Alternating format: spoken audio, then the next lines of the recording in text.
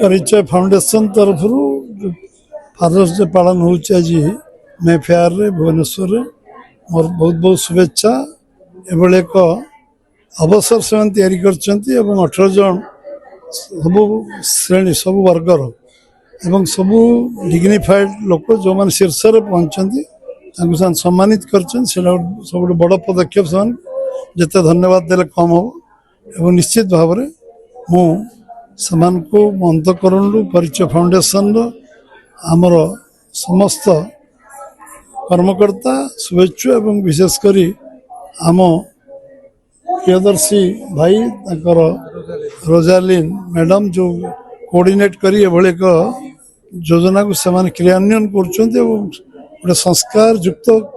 कार्यक्रम समस्त आगे समाज आगे रखुंट गोटे प्रेरणा उत्स बापा माँ सबुठ महान भगवान पर बापा माँ को मानती आ बापा जो बहुत जिनस शिखा मिले आम गाइडेंस मिले आम सब प्रकार शिक्षा दीक्षा प्रसाद एडमिनिस्ट्रेशन सब कथा आम बापा जानू एवं बापा माँ दुर्लभ व्यक्तिशेष ना समस्त मन पकाउं स्मरण कराऊँ संस्कारित कराऊँ सब बड़ कथा तेणु आज अवसर में मोर समस्त बहुत बहुत शुभेच्छा।